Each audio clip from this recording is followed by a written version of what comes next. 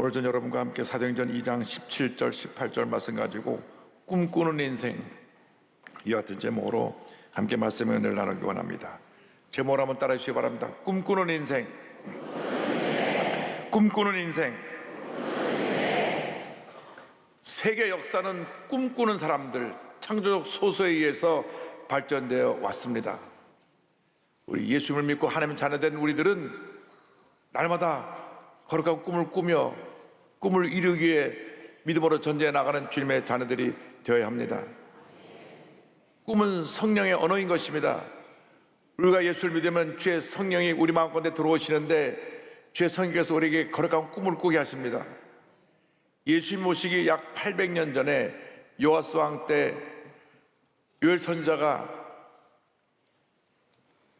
귀한 사명을 감당하고 있었는데 그 선지자가 예언한 말씀이 바로 오늘의 말씀입니다. 요엘서 2장 28절입니다. 그 후에 내가 내 영을 만민에게 부어주리니 너희 자녀들이 장래일을 말할 것이며 너희 늙은이는 꿈을 꾸며 너희 젊은이는 이상을 볼 것이며. 이 예언의 말씀을 오순절날 성령 충만받은 베드로가 이스라엘 백성 앞에 선포했던 것입니다. 하나님께서 마지막 때 예언한 그대로 예수를 믿는 모든 사람들에게 성령을 물붓듯이 부어주시는 것입니다. 요엘 예언자의 예언이 예수님 승천으로 열흘째 되는 날 오순절날 성령 강림으로 임했습니다. 그날 예언이 성취된 것입니다. 사도행전 2장 1절로 4절을 말씀합니다. 오순절날이 이미 이름에 그들이 다 같이 한 곳에 모였더니 호련히 하늘로부터 급하고 강한 바람 같은 소리가 있어 그들이 앉은 온 집에 가득하며 마치 불의 엿처럼 갈라지는 것들이 그들에게 보여 각 사람이 하나씩 임하여 있더니 그들이 다 성의 충만을 받고 성의 말하심을 따라 다른 언어들로 말하기를 시작하니라. 마가 요한의 다락방에 모여서 함께 기도하던 120명의 예수님의 제자들이 다 성의 충만을 받았습니다. 그때로부터 놀라운 부흥의 역사가 일어나게 된 것입니다. 여러분 모두가 성령의 사람들이 되기를 바랍니다. 1906년 미국 LA에서 아주사 오순절 부흥운동이 일어나게 되는데 이 부흥운동의 모든 역사를 이룬 분이 바로 윌리엄 시모 흑인 목사님입니다.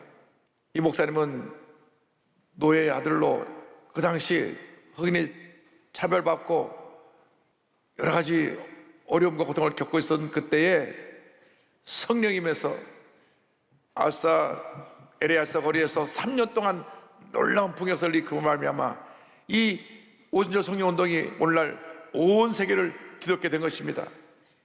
지금 전 세계 오순절 운동에 참여한 숫자가 6억 8천만 명이 넘습니다. 미국 하버드대학의 저명한 신학박사 하비코스 교수가 말하기를 21세기는 이 오순절교회 순복음교회가 세계를 이끌어간다고 말했습니다. 이번에 프린스턴 신학대학교 총장 조나선 리 월턴 박사님이 오셨는데 이분이 프린스턴 신학교 사상 처음으로 흑인으로 총장이 되신 분입니다. 이번에 한신교회에서 열린 목회자 세미나에 주강사로 오셨는데 처음부터 끝까지 우리 오순절 순복음 성령운동만 얘기하다 가셨어요.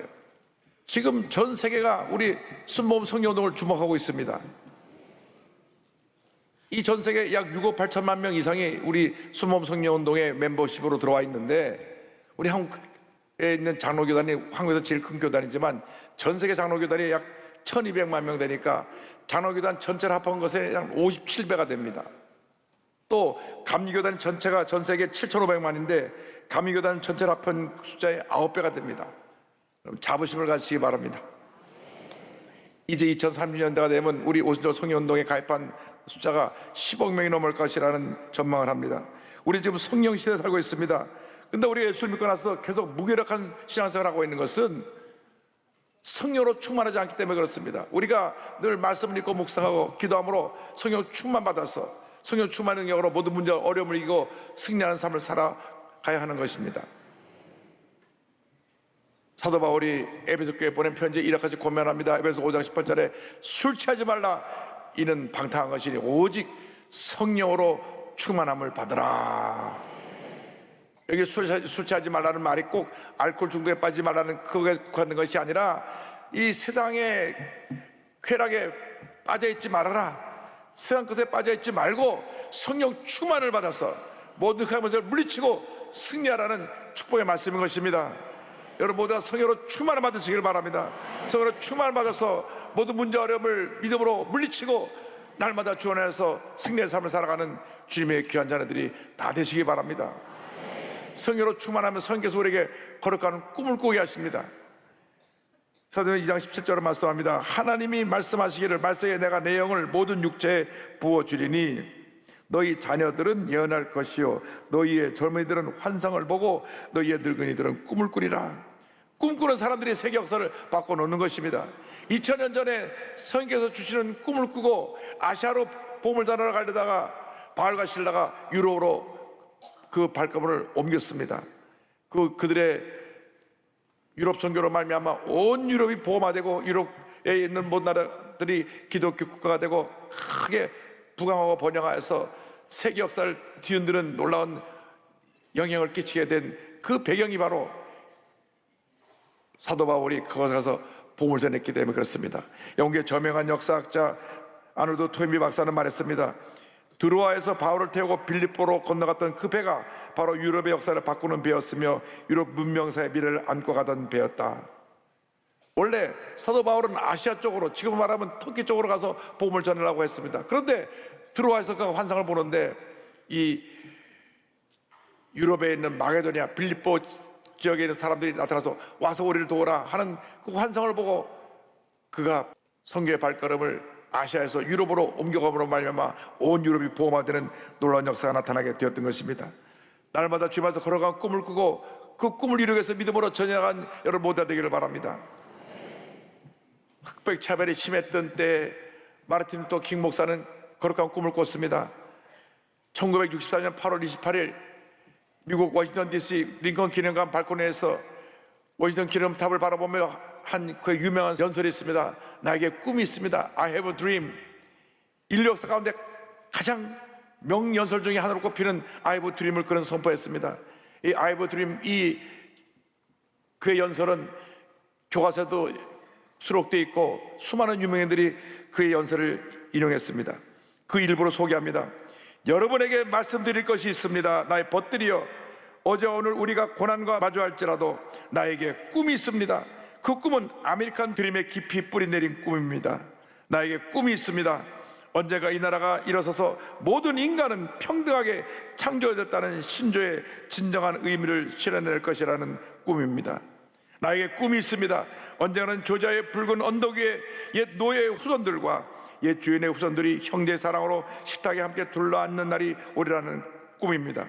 나에게 꿈이 있습니다. 언제는 불의 열기에 억압의 열기에 신음하는 저 미시피주마저도 자유와 평등의 오아시스로 변할 것이라는 꿈입니다. 나에게 꿈이 있습니다. 제 4명의 어린 자식들이 피부색이 아니라 인격에 따라 평가받는 날에 살게 되는 날이 오리라는 꿈입니다. 할렐루야. 45년 후에 그의 꿈이 이루어져서 미국 역사 최초로 2008년에 흑인인 버락 오바마 대통령이 미국 제44대 대통령으로 당선되었고 또 연임되었습니다. 여러분 꿈꾸는 사람이 되기를 바랍니다. 꿈은 주님의 때에 반드시 이루어집니다. 거룩한 꿈을 꾸시기 바랍니다. 꿈꾸는 사람이 되려면 하나님 말씀을 붙잡아야 됩니다. 말씀을 읽고 묵상하고 말씀을 기록하면서 주님이 주신 꿈을 내 마음속에 그림으로 그리고 붙잡아야 되는 것입니다. 이 말씀은 우리의 꿈을 꾸는 꿈의 자료인 것입니다. 우리 꿈의 토대인 것입니다. 이 말씀이 바로 성령의 감동으로 쓰여졌기 때문에 말씀을 읽을 때 성령의 감동으로 우리에게 거룩한 꿈이 주어지게 되는 것입니다. 베드로서 1장 21절을 말씀합니다. 예언은 언제든지 사람의 뜻으로 낸 것이 아니요 오직 성령의 감동하심을 받은 사람들이 하나님께 받아 말한 것임이라. 여러분 말씀을 묵상하면서 거룩한 꿈을 품고 믿음으로 전진나갈 때 놀라운 역사가 나타나게 되는 것입니다. 믿음장인 히브리서 11장 1절로 3절을 말씀합니다. 믿음은 바라는 것들의 실상이요 보이지 않는 것들의 증거니 선지들이 이로써 증거를 얻었느니라. 믿음으로 모든 세계가 하나님의 말씀으로 지어진 줄을 우리가 아나니 보이는 것은 나타난 것으로 말미암아 된 것이 아니니라. 우리가 실수하고 문제 어려움에 빠지는 이유는 말씀을 붙잡고 의지하지 않냐고 내 감정을 의존하기 때문에 그렇습니다. 우리 감정은 늘 변하고 기복이 심한 것입니다. 근데 사람은 굉장히 이성적인 것 같은데도 감정에 휩쓸려서 모든 결정을 하고 실수를 하고 스스로 감정에 잡혀서 상처를 받기도 합니다. 여러분, 우리가 이 세상 살아가는 동안에 말씀 위에 굳건해 서서 감정의 지배를 받지 말아야 되는데, 여러분, 감정의 노예가 되면 여러분의 삶은 참 고달픈 인생이 되는 것입니다. 끊임없이 상처에 둘러서 살게 되는 것입니다. 늘 말씀에 귀를 기울이고 말씀 붙잡고 믿음으로 나아가는 여러분들 모두가 되기를 주님의 이름으로 축원합니다. 위대한 하나님의 사람 모세가 430년 동안 종살이하던 이스라엘 백성을 애굽에서 인도해내서 약속의 땅 가나안으로 갑니다. 그런데 430년 동안 저들이 애굽에서 노예로 살았기 때문에 부정적인 생각으로 가득 차고 늘 입만 열면 불평을 했습니다. 불평하라고 또 불평하고 또 불평을 했습니다. 그래서 모세는 늘 불평하는 200만 이스라엘 백성들하고 늘 씨름을 해야만 했습니다. 그런데 가나안 입구인 가데스 바네아까지 입구에 왔을 때 또 저들이 불평을 합니다. 물이 없다고 불평을 하니까 거기서 감정이 폭발했습니다. 하나님께서 바위를 망해서 물을 내라 그랬는데 지팡이를 들어서 2번이나 내리치면서 내가 너를 위해서 물을 내랴 화를 냈습니다. 그때 하나님 말씀하셨습니다. 내가 나의 영광을 드러내지 못하고 내 모습을 나타냈기 때문에 너는 가나안 입구까지만 오고 가나안을 들어가지 못할 것이다. 그래서 40년 동안 저들을 이끌어서 가나안 입구까지 데려다 놓고 그의 후계자인 여호수아가 갈렙과 함께 이스라엘 백성을 이끌고 가나안에 들어갔던 것입니다. 그 위대한 모세가 온유함이 세상의 모든 사람보다 승했다고 칭찬받던 그 모세가 그 한 번 사람들 앞에서 화를 내고 하나님의 영광을 가림으로 말미암아 약속의 땅에 가나안에 들어가지 못했습니다. 여러분, 사람은 감정의 동물입니다. 그러나 감정에 매여 살면 안 됩니다. 우리들이 특별히 마음에 분노가 가득 찰 때, 마음에 미움과 어머와 불평이 가득 찰 때, 섭섭함이 가득할 때 이것에 휘둘리면 안 됩니다. 그때는 기도할 때입니다. 말씀 붙잡고 엎드려 기도할 때입니다. 기도하고 마음을 다스려야 됩니다. 주여 내 마음에 평안함을 주옵소서. 주여 이 말씀을 통해 내 자신이 새롭게 변화되어지고 새롭게 내가 태어나게 하여 주옵소서. 감정의 노예가 아니라 말씀에 순종하는 말씀의 종이 되게 하여 주시옵소서. 그러면 복받은 인생을 살게 되는 것입니다. 시편 1편에 복받은 인생에 대해서 이렇게 말씀합니다. 복 있는 사람은 악인들의 꾀를 따르지 아니하며 죄인들의 길에 서지 아니하며 오만한 자들의 자리에 앉지 아니하고 오직 야훼의 율법을 즐거워하여 그 율법을 주하러 묵상하는도다. 그는 시냇가에 심은 나무가 철을 따라 열매를 맺으며 그 잎사귀가 마르지 아니함 같으니 그가 하는 모든 일이 다 형통하리로다. 할렐루야. 여러분, 말씀에 순종하여 살면 하는 일이 다 형통해야 된다고 주님 약속하셨습니다. 그런데도 우리는 말씀을 들을 때는 아멘 하는데 돌아서 나가면서 내 성질을 못 이겨서 쉽게 화내고 다투고 상처받고 살아가는 우리 연약한 모습입니다. 여러분 늘 말씀으로 충만하게 되길 바랍니다. 주님 내게 말씀하여 주옵소서. 내가 이 말씀 듣고 순종하겠나이다. 신명기 28장 보면 말씀을 통해서 형통의 복을 받는 모습에 대하여 자세히 기록해 놨습니다. 1절부터 6절까지만 말씀 우리 함께 봉독하겠습니다. 내가 내 하나님 여호와의 말씀을 삼가 듣고 내가 오늘 내게 명령하는 그의 모든 명령을 지켜 행하면 내 하나님 여호와께서 너를 세계 모든 민족 위에 뛰어나게 하실 것이라. 내가 내 하나님 여호와의 말씀을 청정하면 이 모든 복이 내게 임하며 내게 이르리니 성읍에서도 복을 받고 들에서도 복을 받을 것이며 내 몸의 자녀와 내 토지의 수완과 내 짐승의 새끼와 소와 양의 새끼가 복을 받을 것이며 내 광주리와 떡반죽 그릇이 복을 받을 것이며 내가 들어와도 복을 받고 나가도 복을 받을 것이니라. 아멘. 말씀을 지켜 순종하면 내가 들어와도 복을 받고 나가도 복을 받을 것이다. 내가 손대는 모든 일이 다 잘 될 것이다. 그래서 신명기 28장 들어가도 복을 받고 나가도 복을 받는다는 이 말씀을 가지고 1948년에 해리 스나이더라는 사람이 인앤아웃 버거를 만들었어요. 그래서 처음으로 캘리포니아에서 자동차로 드라이브 스루로 햄버거를 파는 집을 만들었는데 이 집에 들어와서 햄버거를 사갖고 나간 사람마다 다 복을 받을지어다. 캘리포니아 가면 꼭 저 집에 한번 가보시기 바랍니다. 제가 홍보대사는 아니지만. 그래서 이 인앤아웃 버거를 만들었는데 우리 예수 믿는 사람들은 말씀을 지켜가면 들어가도 복을 받고 나가도 복을 받게 돼 있는 것입니다. 감정을 따라서 살면 들어가도 상처받고 나가도 상처받는 경우가 많지만 말씀을 따라 살면 들어가도 복을 받고 나가도 복을 받게 되는 것입니다. 여러분, 예수 믿는 사람들은 사람의 음성에 귀를 기울이지 말고 하나님의 음성에 귀를 기울여야 되고 말씀을 읽고 듣고 쓰고 외우면서 말씀을 따라 살아가는 삶을 살아가야 될 때 하나님의 은혜가 임합니다. 축복이 임합니다. 기적이 임하게 되는 것입니다. 목사님의 아들로서 한 번도 복음을 들어보지 못한 사람에게 복음을 전하라. 그래서 아프리카 미전도 종족인 서아프리카 말리에 가서 복음을 전하다 순교한 권지상 선교사님 계십니다. 목사님 가정에 태어나서 어릴 때부터 선교사가 꿈이었습니다. 그래서 한양대학교 영문학과를 졸업하고 난 다음 총신대학교에 가서 신학을 전공하고 GMS, SIM 선교회 간사로 섬기면서 선교 훈련을 했습니다. 2009년도에는 미전도 종족 선교 공동체인 커미션에 선교사로 가입을 했습니다. 2010년 5월 달에 의정부 제1교회에서 선교사로 인준을 받고 그해 11월 정민경 선교사와 결혼을 하고 그 다음 달에 12월 달에 서부 아프리카 말리로 선교사로 파송을 받습니다. 그가 파송받은 아프리카 말리는 불어권이었기 때문에 그는 프랑스로 가서 8개월 동안 불어 연수까지 받고 2011년부터는 말리의 수도인 바마코에서 언어 공부를 하면서 성실하게 선교사역을 펼쳐나갔습니다.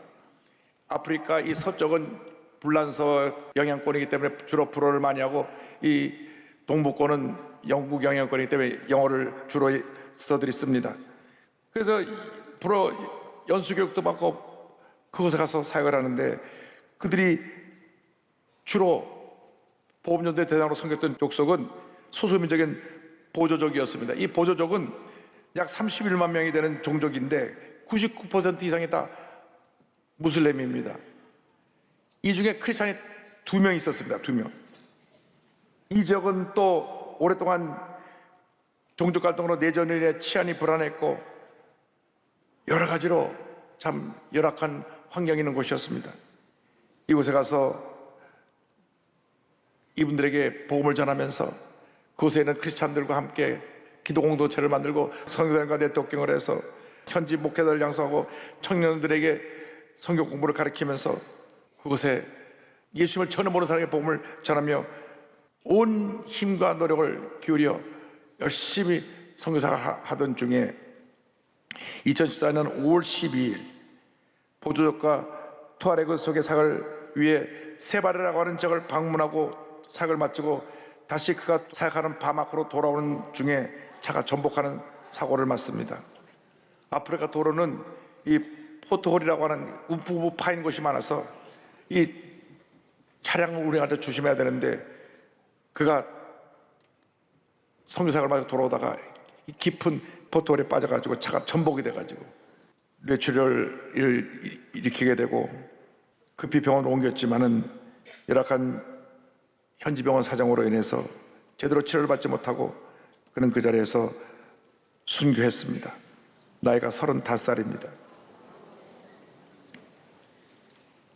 그가 선교의 한 시기를 마치고 제2기를 준비하던 그때에 그날의 발걸음이 이 땅에서의 마지막 발걸음이었던 것입니다. 그런데 장례식을 준비하는 가운데 그가 써놨던 유서가 발견됐습니다. 유서에 이와 같은 내용이 있었습니다. 제가 선교지에서 만약 순교하게 된다면 개인적으로 무척 영광스러울 것 같습니다. 그래서 먼저 저를 아끼는 많은 분이 저의 죽음으로 인해 인간적으로 잠시 갖지 못해 슬프지만 천국에 있을 저를 생각하면서 같이 기쁨으로 장례해 주셨으면 합니다. 저는 각막과 장기 기증을 해놓은 상태입니다. 선교지에서 가능하다면 선교지 사람들을 위해 시신이 쓰여졌으면 좋겠고, 가능하지 않다면 화장할 수 있도록 하면 좋겠습니다. 자녀들과 사랑하는 사람들에게 하고 싶은 말은 이것입니다. 이 세상에서 살 때 가장 가치 있는 일은 하나님을 더 깊이 알아가는 것과 그 하나님을 다른 사람들에게 알리는 것입니다. 사랑하고 축복하며 소풍과 같은 삶을 잘 마무리하여 천국에서 뵙길 기대합니다. 그런 이 땅에서 짧은 인생길, 짧은 선교의 사역의 기간을 마치고 35살로 천국에 갔지만은 아무도 관심을 두지 않은 미전도 종족인 저들에게 가서 예수님을 전하고 예수님의 사랑을 그들을 섬기다가, 그리고 그 선교 사역지에서 그의 사명을 이루는 가운데 순교했습니다. 예루살렘 향해 나가려 할 때 사도 바울을 사람들이 울며 가로막았을 때 이런 얘기를 했습니다. 여러분이 어찌하여 울어 내 마음을 상하게 하느냐? 나는 주 예수의 이름을 위하여 결박당할 뿐 아니라 예루살렘에서 죽을 것도 각오하였노라.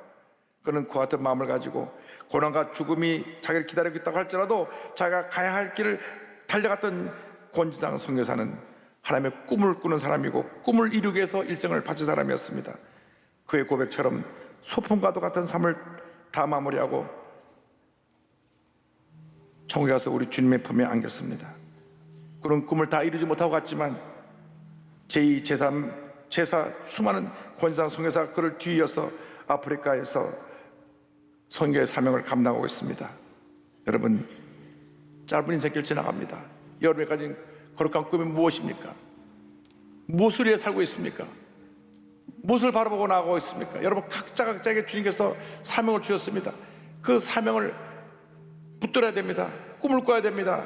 있는 그곳에서 여러분의 각자에게 주신 재능을 가지고 거룩한 꿈을 꾸고 여러분 앞에 다가올 찬란한 미래를 바라보며 믿음으로 전진해 나가야 될 것입니다. 여러분, 인생을 목적도 없이 방향도 없이 그렇게 살지 마시고 하루를 살아도 의미 있게, 보람 있게, 행복하게 내게 주시는 꿈을 이루기 위해서, 꿈을 위해 달려나가며 하나님의 위대한 역사를 이뤄나가는 여러분 모두가 되기를 주님으로 축원합니다. 축원합니다. 축원합니다.